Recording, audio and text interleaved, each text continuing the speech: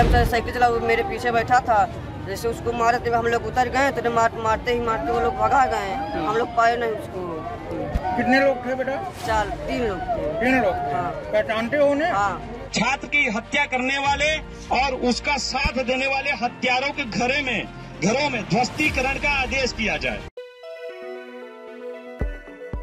प्रयागराज में छात्र की हत्या के मामले में खबरों का असर हुआ है। पुलिस कमिश्नरेट प्रयागराज समेत शर्मा जी ने संज्ञान लिया। थाना प्रभारी खीरी नवीन कुमार सिंह सहित उप निरीक्षक चौकी हल्का प्रभारी खीरी बप्पी सोनी प्रयागराज को तत्काल प्रभाव से किया बर्खास्त।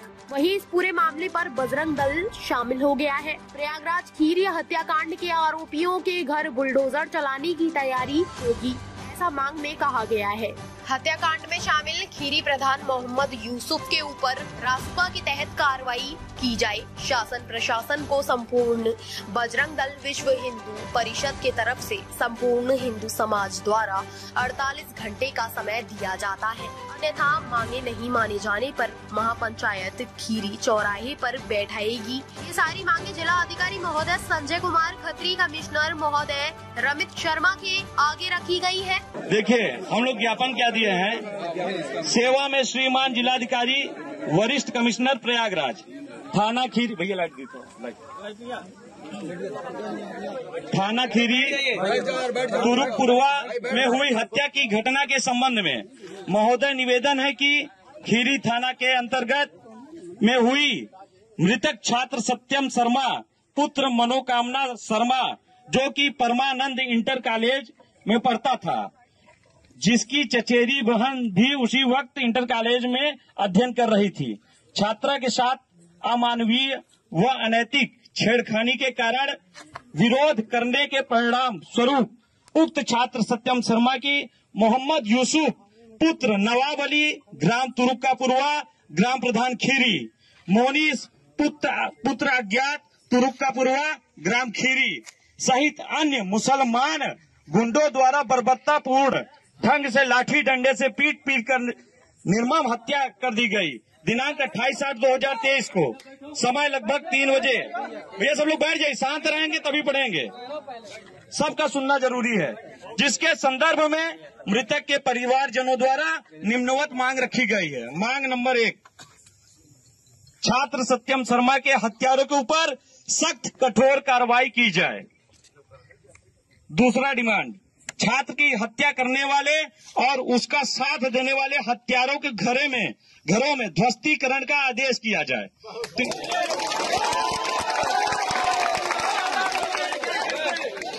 तीसरी मांग, शांत रहिए, सब लोग शांत रहिए। तीसरी मांग, छात्र सत्यम शर्मा की हत्या में ललकारने व हत्या के लिए उकसाने वाले मोहम्मद यूसुफ पुत्र नवाब अली ग्राम प्रधान खीरी को रासुका के तहत कठोर कार्रवाई की जाए, उसके घर को भी ध्वस्तीकरण किया जाए। चौथी मांग, मृतक छात्र सत्यम शर्मा के परिवार को कम से कम 20 लाख की आर्थिक सहायता राशि शासन द्वारा प्रदान की जाएगी। तीसरी मांग, मृतक छात्र सत्यम शर्मा के परिवार में आजीविका हेतु शासन द्वारा नौकरी दी जाए। छठवीं मांग, मृतक के परिवार को शासन द्वारा एक आवास दिया जाए। उक्त सभी विषयों को हल करने के लिए शासन प्रशासन को बजरंग दल, विश्व हिंदू परिषद, संपूर्ण हिंदू समाज की तरफ से एवं हिंदू समाज द्वारा 48 घंटे का समय दिया जाता है। अन्यथा मांगे नहीं मानने पर हिंदू समाज महापंचायत बैठाएगी और महापंचायत बैठा के यहीं पर निर्णय करेगी। ये सारी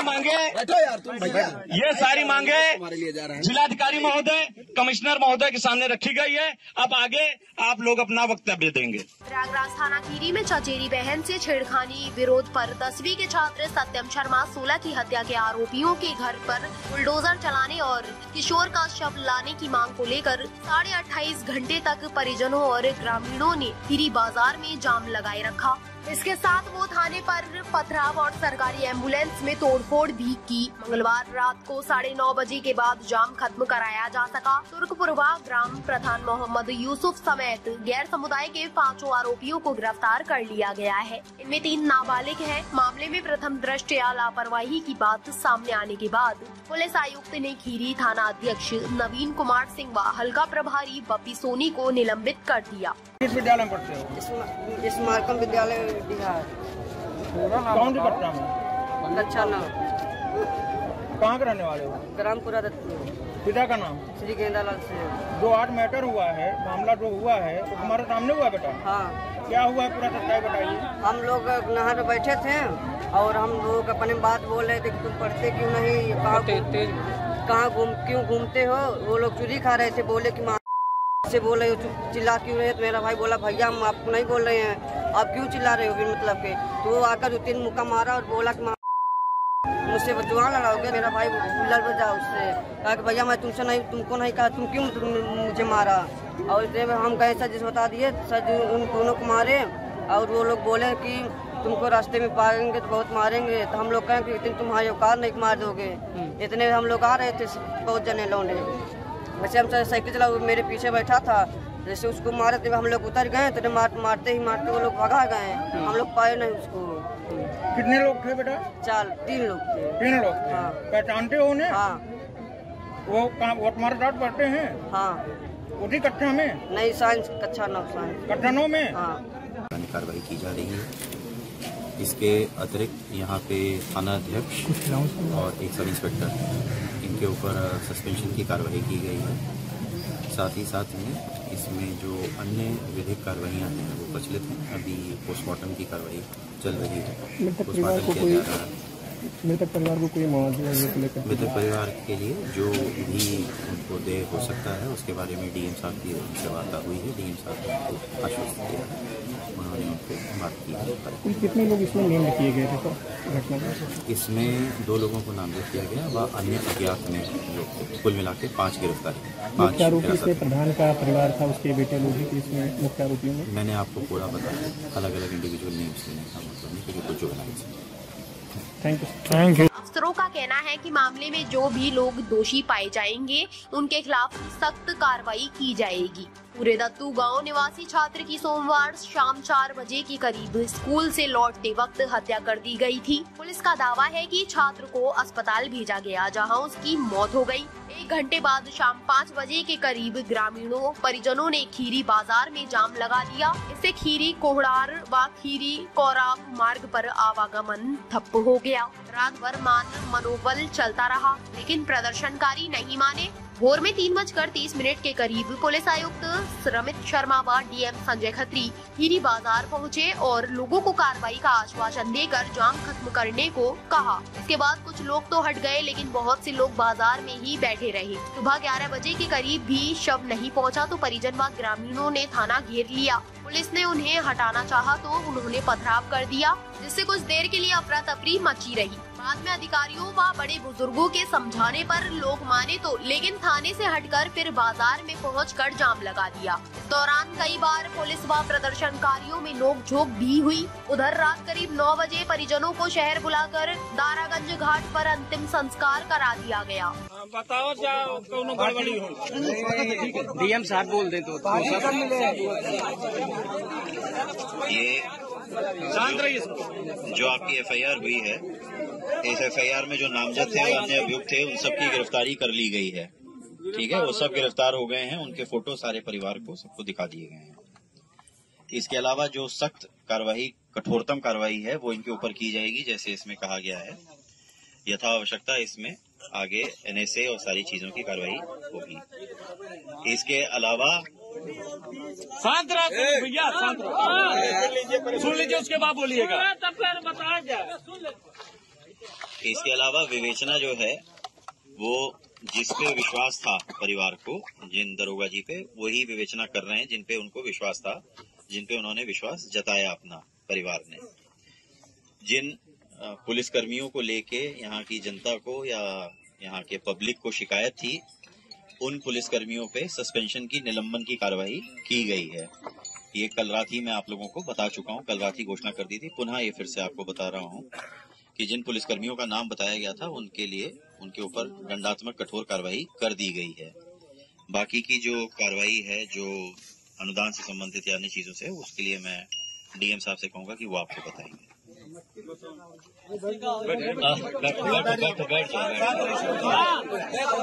कल शाम को हमारी बात हुई थी और शाम की बात में जो चीजें सामने आई थी, आपका सबसे पहला था कि अभियुक्तों की गिरफ्तारी। उसके 1 घंटे के अंदर हम लोगों ने अभियुक्तों की गिरफ्तारी कर लिया था और आप सबको उसका मैसेज भी करा दिया था कि अभियुक्तों की गिरफ्तारी कर लिया है। बाकी जो सर ने बताया कि हम लोगों ने विवेचना बिल्कुल जो निष्पक्ष हैं, एनर्जेटिक ऊर्जावान हमारे अधिकारी हैं इंस्पेक्टर, उनको दिया है। फिर अगली कड़ी में हम लोगों ने जिन पर दोषारोपण था या जिन पर भरोसा नहीं था, शिकायत था, तो उन अधिकारियों पे कार्रवाई भी हुआ है, वो सारी आपके सामने है। अगली बात आई कि परिवार की आर्थिक सहायता के लिए कल भी हमने बताया था, तो उसके लिए हम लोगों ने शासन से भी बात किया। आज जो हमारे सबसे बड़े अधिकारी होते हैं उनसे बात किया है, तो यहाँ से प्रपोजल हमारा जा रहा है जो आपने दिया है, तो इस पर हमें अनुमति भी मिल गया है, तो उस पर कार्रवाई शासन से होगी। और यहाँ जो लोकल सहायता हम लोग दे सकते हैं, चाहे जमीन का है, आवास का है, शौचालय है, ये सारा हमारे साथ होता है, हमारे पास होता है, तो हम इस पर कार्रवाई करेंगे।